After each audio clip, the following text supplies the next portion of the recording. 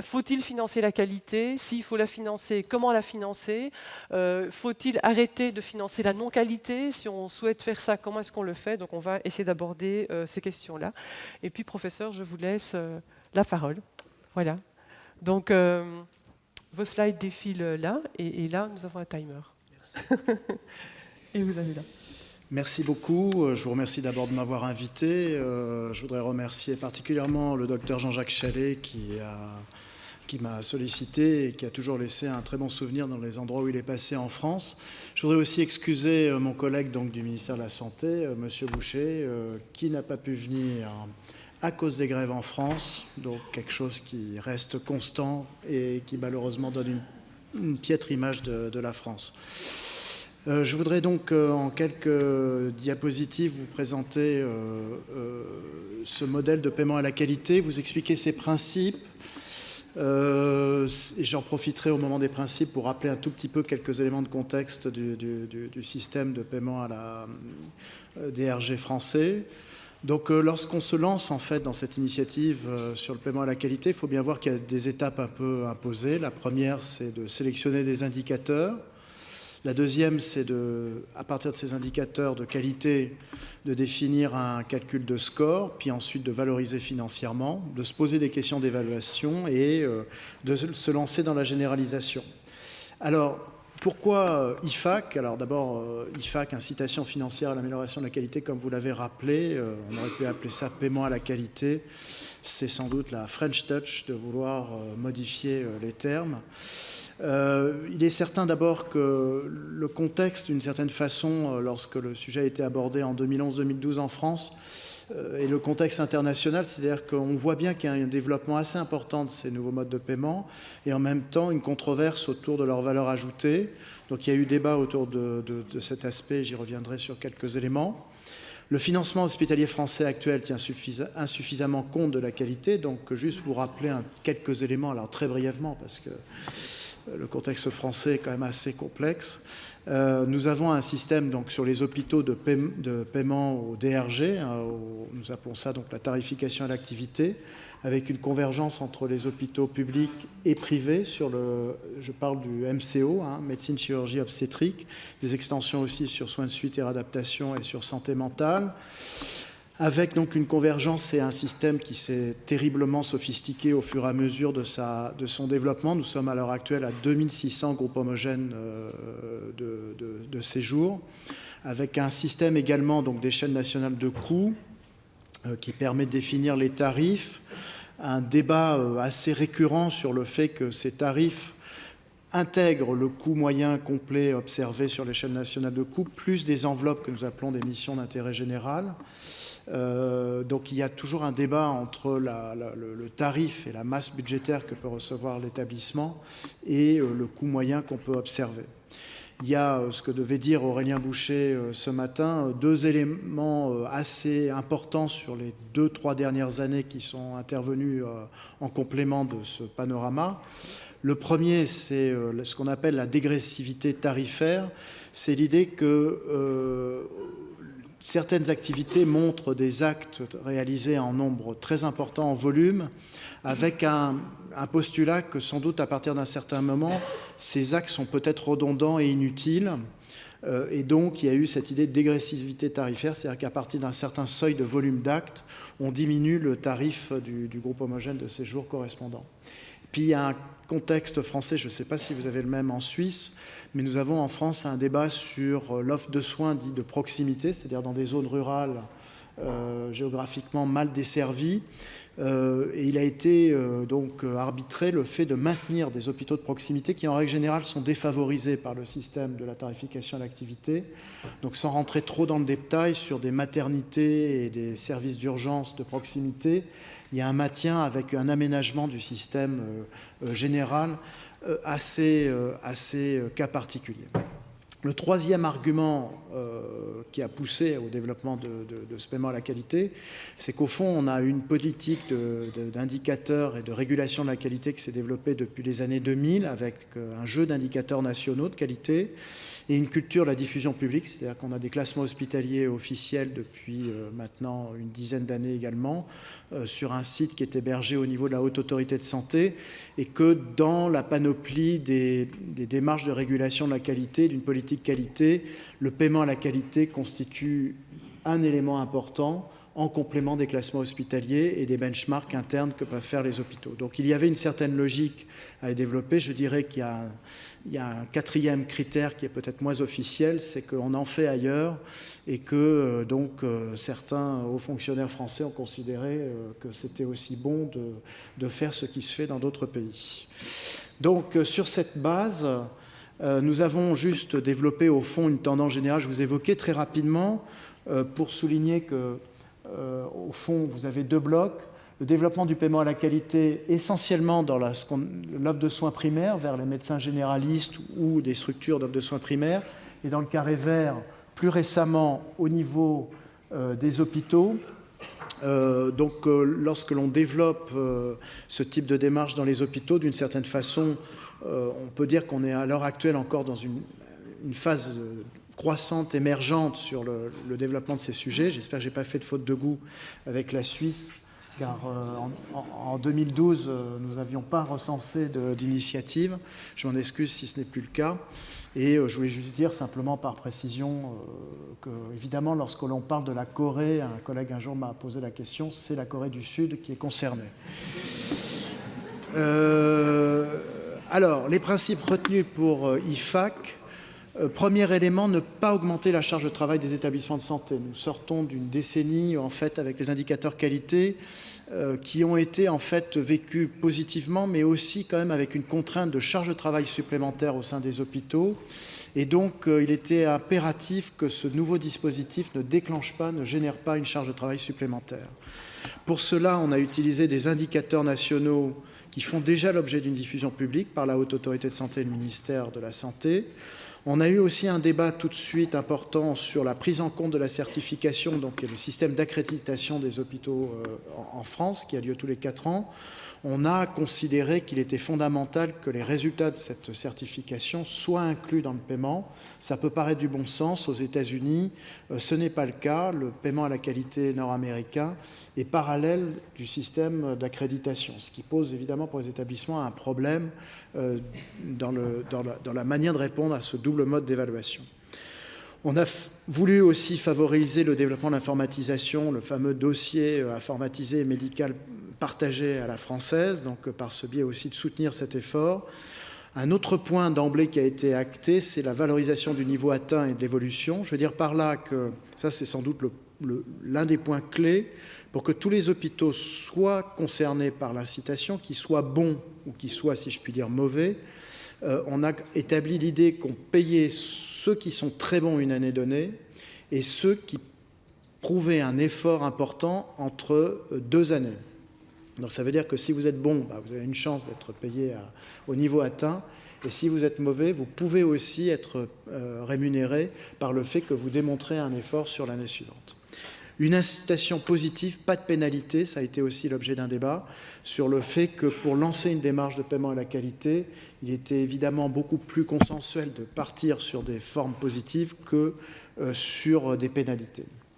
Alors, rapidement, parce que je vois que le temps passe, pour vous dire que le calendrier, en fait, s'est défini avec 2 phases d'expérimentation, ce qu'on a appelé IFAC 1, IFAC 2, et une généralisation en 2016. Il faut voir que donc on est monté sur un rythme assez rapide en commençant en 2012 et en généralisant donc désormais dans la loi de finances de la sécurité sociale française, le paiement à la qualité est scellé dans le marbre, et donc tous les hôpitaux en 2016 sont, les 1300 hôpitaux du secteur MCO sont concernés par ce mode de paiement. La sélection des indicateurs, on pourra y revenir dans la discussion pour que je ne sois pas trop long dans le propos introductif. On a repris tous les indicateurs français nationaux, donc c'est des indicateurs essentiellement de processus, sur la tenue du dossier du patient, sur le dépistage des troubles nutritionnels, la douleur, les résultats de la certification, hôpital numérique qui est la politique d'informatisation, ISATIS qui est une enquête de satisfaction que nous essayons de développer en France sans doute avec difficulté jusqu'à maintenant, mais qui est en phase de généralisation, et puis des indicateurs de pratique clinique concernant l'infarctus du myocarde, l'accident vasculaire cérébral, l'hémorragie du postpartum et les patients hémodialysés chroniques. Donc cette idée est de reprendre en fait tous les indicateurs existants en France, au niveau national.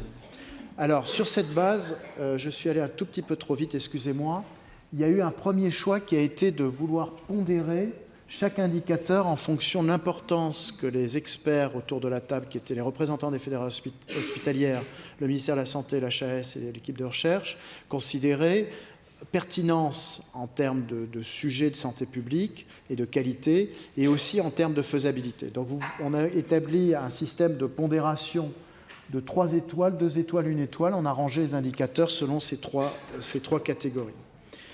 Sachant que quand on a 3 étoiles, l'indicateur va plus compter dans le résultat final que s'il a 1 étoile.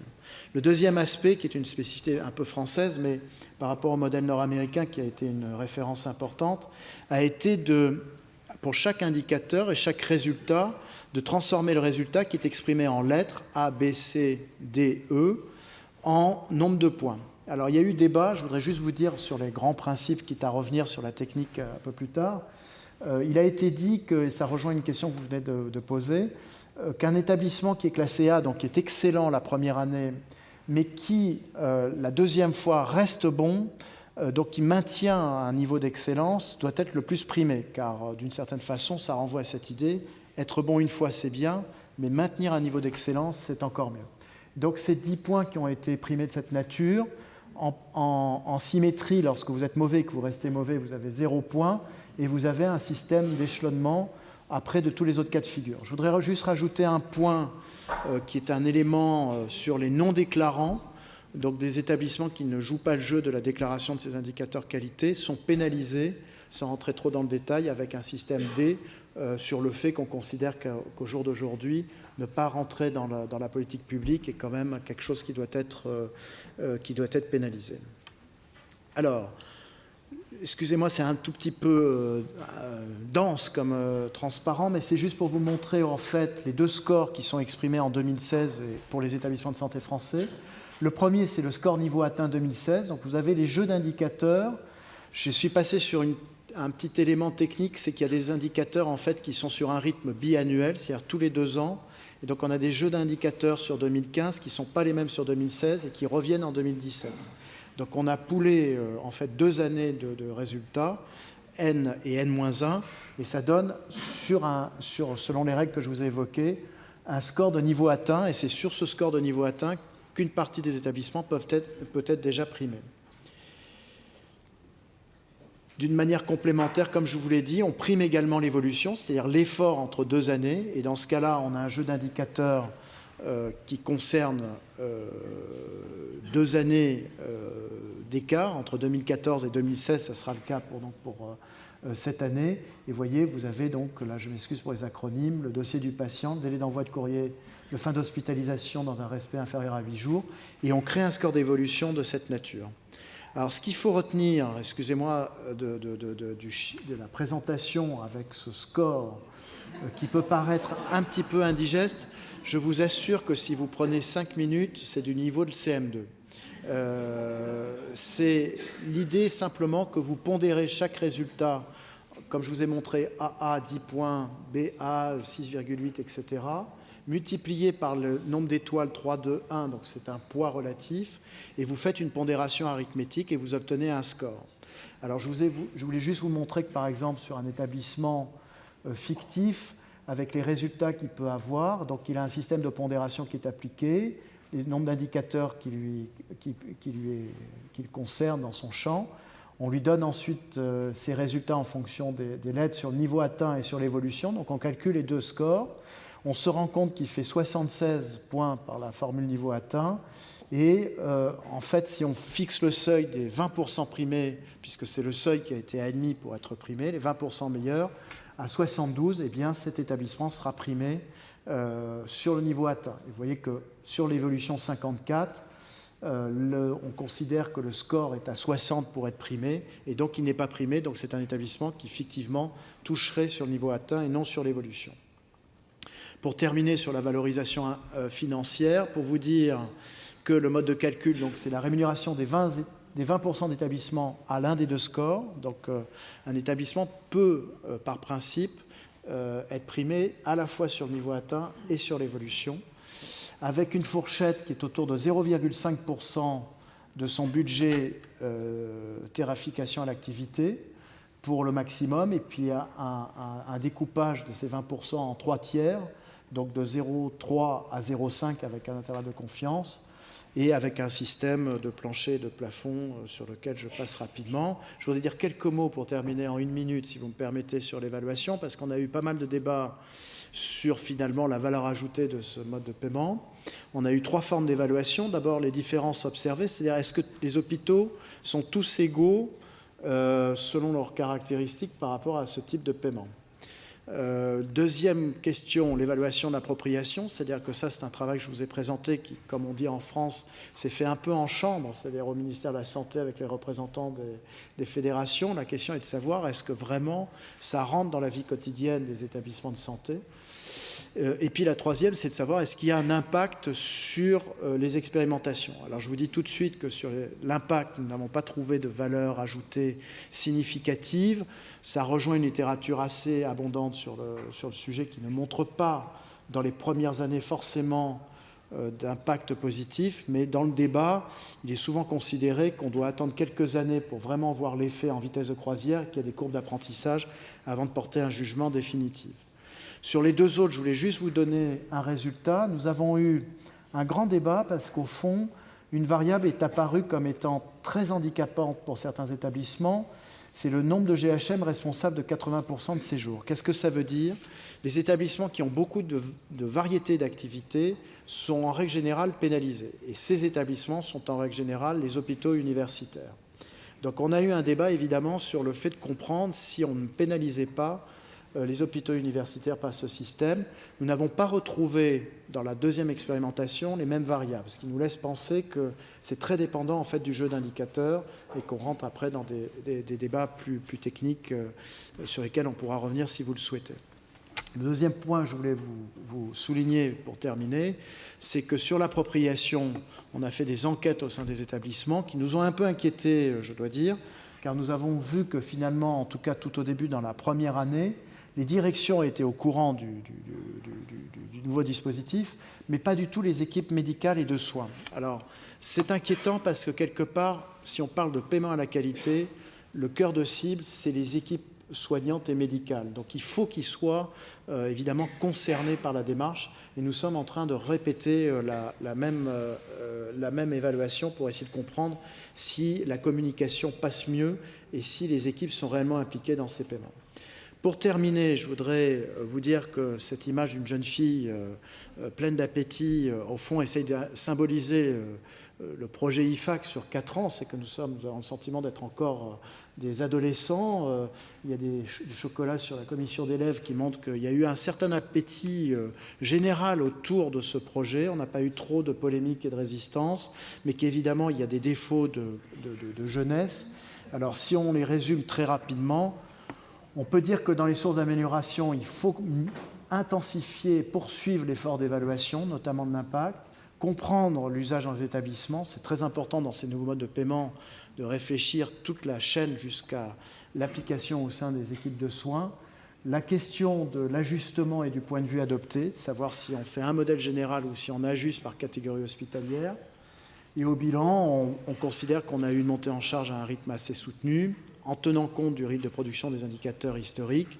On a eu un consensus assez général entre des représentants du ministère et des pouvoirs publics et des experts, ce qu'on a appelé une ratio-démocratie, ce qui n'est pas si fréquent en France. Et puis je voudrais terminer sur le fait que les premiers retours des établissements qui sont rémunérés sur les 2 expérimentations est plutôt positif, car ça renforce en fait les directions qualité et les politiques qualité au sein des établissements de santé. C'est-à-dire que, pour être peut-être trop caricatural, donc un peu excessif, d'une certaine façon, les directions qualité sont pour la première fois en France à même de montrer qu'elles peuvent rapporter de l'argent aussi au sein de l'établissement de santé, et ça les remet un peu en scène, si je puis dire, dans leurs efforts internes. Je vous remercie.